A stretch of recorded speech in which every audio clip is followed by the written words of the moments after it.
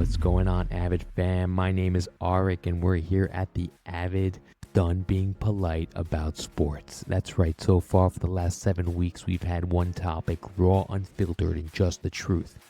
This week, we're going to go with the replay disaster and an honest conversation about what's next for this show. Let's go. So here's a number I got for you, 40%. That's the challenge success rate in the NFL last season. Coaches threw the red flag knowing a call was wrong. Having seen the replay on the sideline tablet, and they were still only right 40% of the time. 60% of the time, the system looked at itself and said, nah, we were right the first time. Replay review was supposed to fix officiating.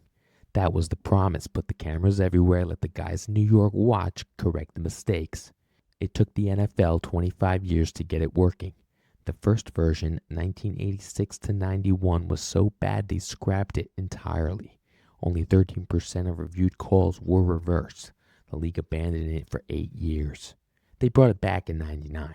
Better cameras, better tech. But the same problem happened. The reviews took forever and still got calls wrong. Games stretched to 3.5 hours. Coaches burned timeouts on challenges they lost. Fans sat in silence for 4 minutes watching a ref stare at a tablet. This past season, 2025, the NFL finally expanded replay to cover penalties. Pass interference, roughing the passer, intentional grounding, new camera angles, the works. And you know what? It actually got better. Challenge success rates jumped to 60%. Reviews got shorter. The league started to fix the calls in real time without having to stop the game. So I'll give you the credit where the credit is due. That's right, the system is actually improving. So what are we talking about today? It took 25 years, 3 complete overhauls, and billions of dollars in broadcast technology to get a system that's right 60% of the time when the coach challenges. 60%. If you were taking a pass-fail test, you got a D-. And the parts they won't review? Holding, offensive passing interference, on-contesting catches. The judgment calls that actually decide games, they're still untouchable. Still the ref's eye, the ref's gut, the ref's moment, no camera, no review, and no accountability. The replay system didn't fix officiating, it fixed the easy calls, the ones the cameras can clearly see. The hard calls, those are the ones that actually swing championships, aren't they?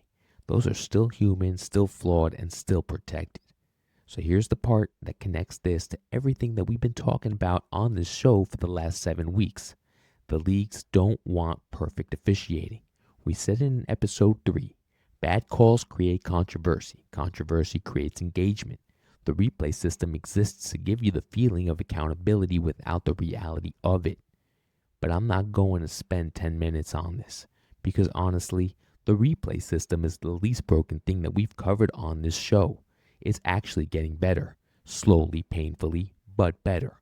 And that brings me to something that I'm going to talk about right now. 7 episodes. Ticket prices, jerseys, refs, broadcasts, tanking, the stadium experience, and now replay. 7 weeks of everything that's broken about being a sports fan.